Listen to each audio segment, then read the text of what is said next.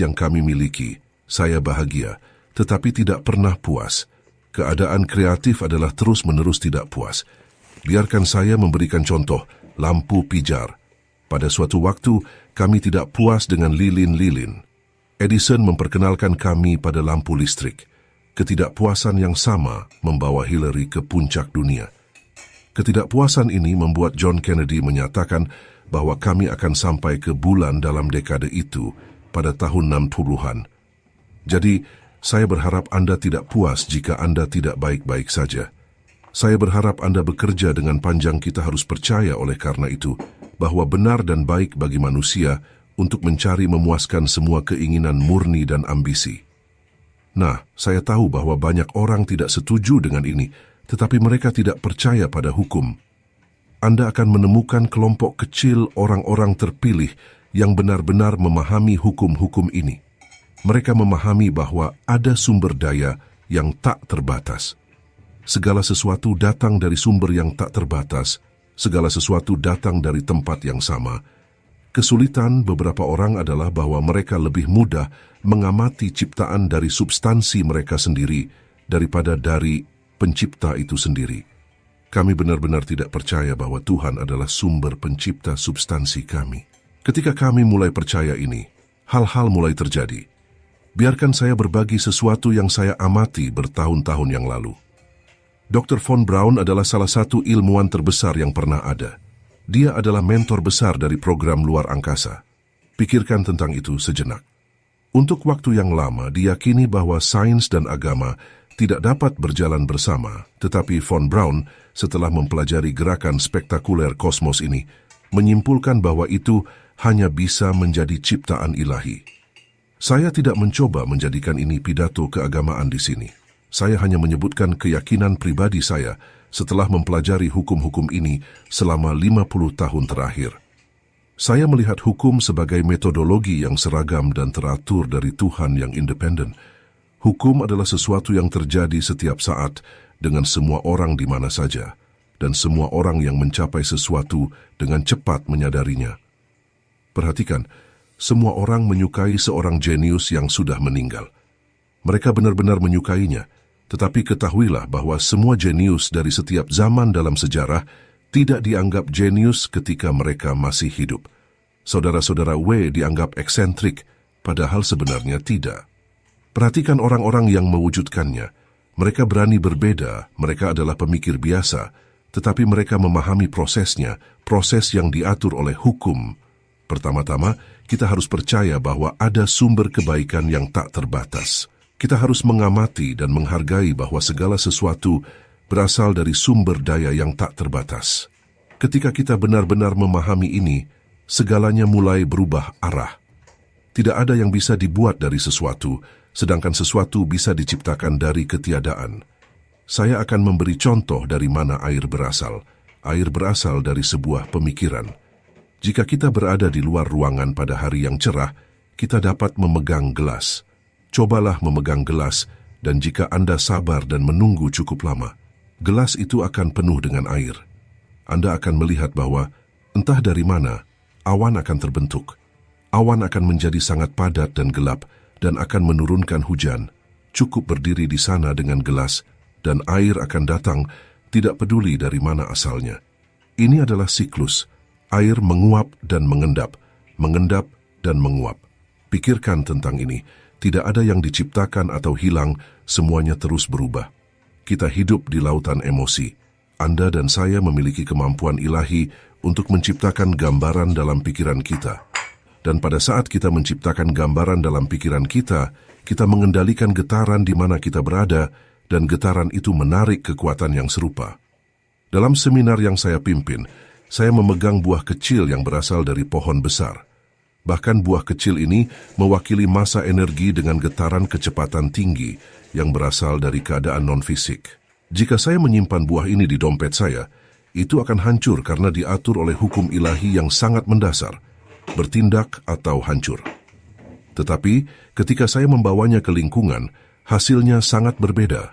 Jika saya menanam buah atau biji di tanah, partikel tanah akan bergetar secara harmonis dengan partikel buah. Jika Anda melihat buah di bawah mikroskop, Anda akan melihat massa energi yang menari. Misalkan kita meletakkan 2 tetes air berdampingan pada permukaan kaca secara terpisah. Secara bertahap mereka akan saling mendekat, membentuk tetes yang lebih besar, dan saya dapat terus menambahkan tetes lain yang akan bergabung dengan tetes yang lebih besar. Jika kita ingin membalikkan proses dan mengembalikan tetes ke ukuran aslinya, kita tahu bahwa itu tidak akan terjadi, karena apa yang telah dipersatukan Tuhan tidak dapat dipisahkan.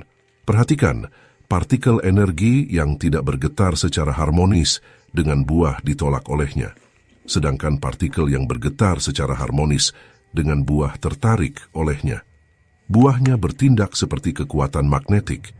Jika Anda bisa melihat dengan mata telanjang, Anda akan melihat partikel energi kecil seperti tentara yang maju menuju buah. Dan ketika mereka bertemu dengan buah, buah itu tiba-tiba berkecambah. Tetes air yang bergabung seperti buah yang berkecambah, dan proses ini terus berlanjut. Partikel energi yang bisa ditarik oleh buah hanyalah yang memiliki getaran harmonis dengannya. Pada frekuensi yang sama, buah terus menarik dan terus berkembang. Apa yang tumbuh menjadi akar, yang berkembang hingga menjadi pohon, berhubungan dengan atmosfer di luar tanah, hingga menjadi pohon yang besar dan matang. Semua melalui daya tarik, semua melalui gerakan energi. Ada satu sumber penerimaan yang unik. Ketahuilah bahwa saat ini Anda sedang menarik untuk diri Anda melalui sumber yang tak terbatas. Jika Anda terfokus pada pemikiran kekurangan dan keterbatasan, itulah yang akan Anda tarik.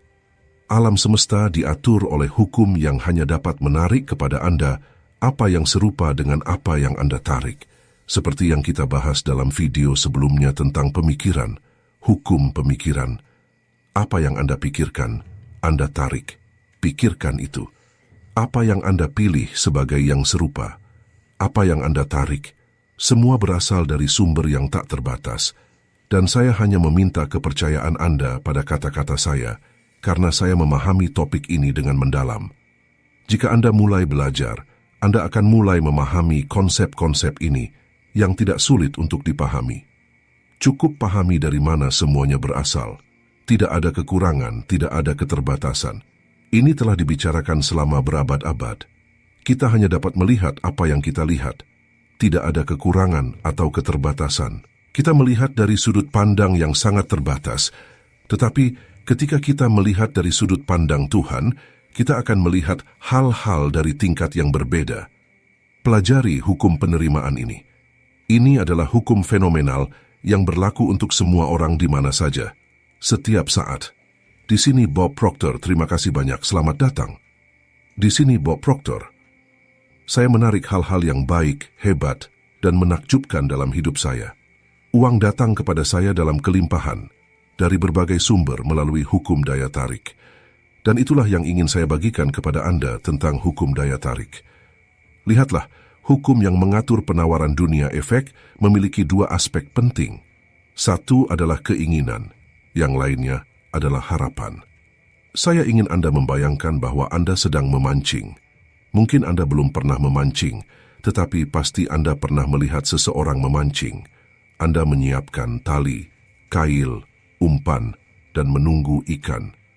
Harapan adalah perintah tak terlihat dari segala sesuatu yang kita inginkan. Harapan adalah yang membuat sesuatu terjadi.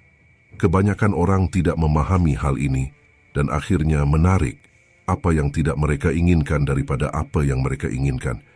Saya ingat beberapa tahun yang lalu ketika saya menerima salah satu stiker yang bertuliskan "Tunggu keajaiban". Saya bekerja dengan itu, melihat pesan berulang kali, berharap sesuatu yang begitu baik terjadi dalam hidup saya, sehingga saya tidak akan mampu menjelaskan bagaimana hal itu terjadi. Saya memahami keajaiban sebagai kata yang kita gunakan untuk menggambarkan peristiwa-peristiwa yang penyebabnya tidak diketahui.